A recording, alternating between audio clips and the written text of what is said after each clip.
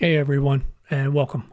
Today we're going to go over 2 ways to create dynamic black and white photos in Photoshop. Most people convert photos to black and white the wrong way. They just remove the color and end up with a flat, boring image. In this video, I'm going to show you 2 ways to create a dynamic black and white photo in Photoshop using gradient maps and calculations. Both are beginner friendly, and once you see the difference, you'll never go back. So let's jump in. So to create a black and white image, you can go to Image, Adjustments, down to Desaturate, and that will create a very flat and boring black and white image for you. It's quick, but it also looks like it's quick. There's no depth, there's no contrast, nothing really stands out. What we want to do is create a black and white image with strong contrast, good separation, and details in both the shadows and the highlights. So that's where these 2 methods come in. I'll go ahead and hit undo on that. Now let's start with the easiest and most beginner-friendly method, the gradient map. The first step is by adding a gradient map. But before we do this, we need to make sure that we set our foreground and background colors to black and white. So that's these colors over here. The top one is the foreground color. The second one is the background color. If yours don't look like this, you can press D on the keyboard and it will set them to default, which is black and white, foreground to background. Once that's done, go down to the adjustment layer button icon, and down the bottom, we'll click on gradient map. Right away, your image turns black and white, and you can already see it's better than just desaturating it. And here's what's happening. The gradient map takes the darkest areas of the image and maps them to black, which is our foreground color over here. This is why we set these colors to start. And then it takes the brightest areas and maps them to white, the background color. And everything in between gets mapped accordingly. So instead of just removing color, it's remapping tones, which gives you a much stronger result. Now, if you click on the gradient map layer and go to the properties panel, and if you don't see the properties panel, just go to Window, down to Properties, and open it. You'll see over in the properties panel that you have a method with a drop down, and there's a few here to choose from. Normally you're going to choose from smooth, classic, and perceptual. Perceptual is a much more dramatic feel. Classic is, like it says, it's the classic, and then smooth is a mix of the two. I like classic, and that's what we're going to go with on this one. But you can choose the method that applies to what you're going for in your black and white image. Next, if you click on the gradient bar, it will open up the gradient editor. And you can see here, it tells you what we did, foreground to background, which is, it's reversed now because we're clicked on the layer mask. So I can cancel this. If you click on the actual gradient map icon, then the colors will reset to normal. Then you can click on the gradient bar again to open the gradient editor. In here, you'll see the presets, which is the same as if you were using a gradient tool. Here's the basics. You have blues and purples and pinks and all of these. Also, if you see the gradient bar here, you can click on the sliders and move them, and it will adjust the dark and the bright areas for you.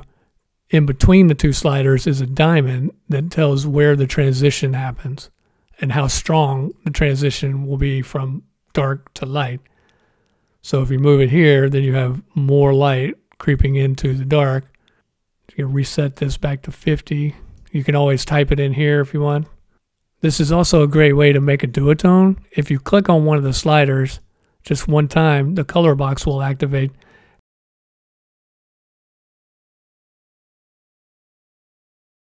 If you click on a color, then you change the color that the shadows and the darker areas are mapped to.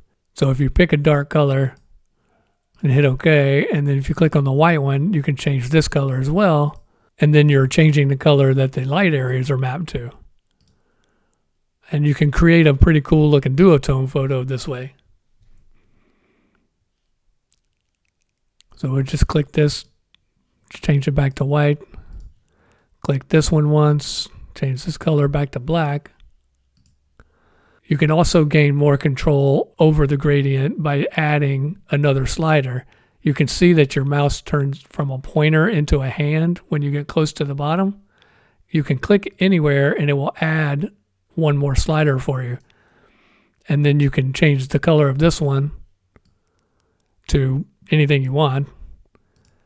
And then it creates another diamond between each set of sliders. So you can adjust these to get the look you're looking for.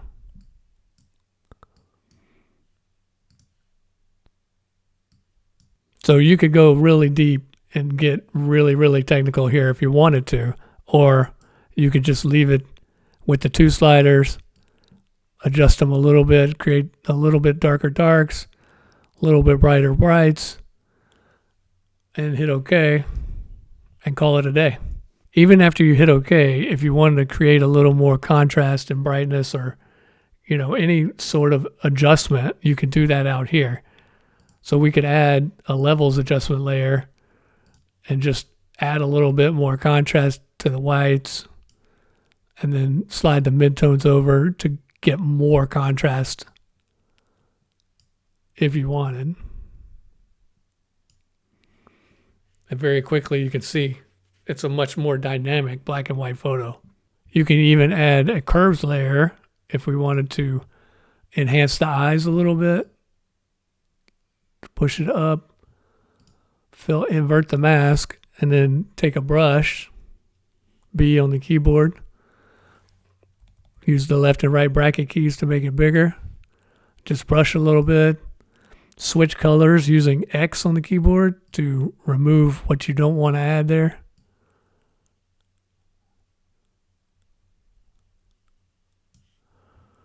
And you can turn it off and on and see the difference. And then you can change the opacity a little bit if it was a little bit too strong. With the right base, with the gradient map base, and then some adjustments outside, you can get a really, really dynamic black and white photo, which is a lot better than just desaturating. And that's gradient maps. It's a quick, easy, dynamic option.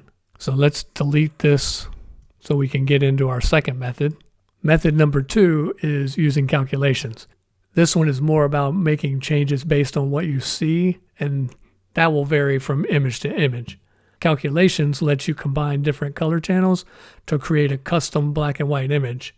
Basically, you're telling Photoshop, use this part of the image for contrast and this part for detail. So to get started, go up to Image, down to Calculations, and it will open up the Calculations box. You'll see a bunch of options in here, but don't worry, they're very simple. You'll see source 1 here and source 2. You can set source 1 and source 2 to different channels, and each channel will have different contrast levels. So for example, red might have smoother tones, blue might have more contrast. You can try different combinations of the channels, and they don't have to be different channels, they can be the same. It's all based on your image and what you're seeing. So if you change the channel on source 1 to green, the change happens in front of you, so that's why you're making changes based on what you see. Then change the channel on source 2 to blue, and you get a different look.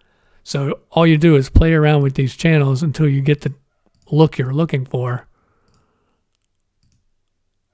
I like red on red, and then you can also change the blending mode. You can roll over these and it'll give you a real-time preview.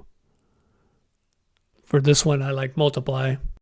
Once you're happy with the result, go down to the result drop down and you want to pick new channel.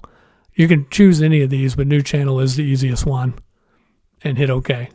When you do this, your layer will now appear red. That just means you have a channel selected in the channels panel, which is right next to the layers panel. So click the channels panel, go down to your new channel, and what you want to do is copy this channel and paste it in the layers section.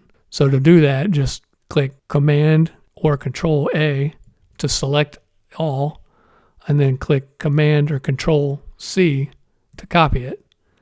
Go back to the layers panel. You want to add a new layer by clicking plus down the bottom, and then click Command or Control V to paste it. Now you've got a custom black and white image based on those two channel blends. From here, it's just like with the gradient map option. You can add contrast with curves or level adjustment layers, or you can make any other adjustments you'd like. This method gives you way more control than most people realize. So which method should you use? Honestly, you can use either one. I use both depending on what image I'm trying to convert.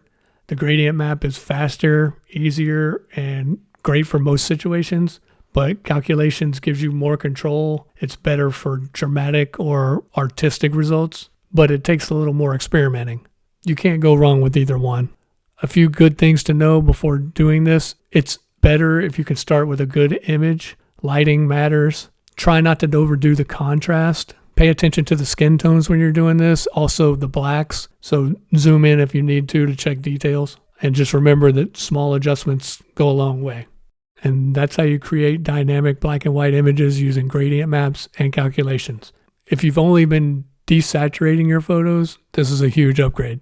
I hope that helped, and I'll see you next time.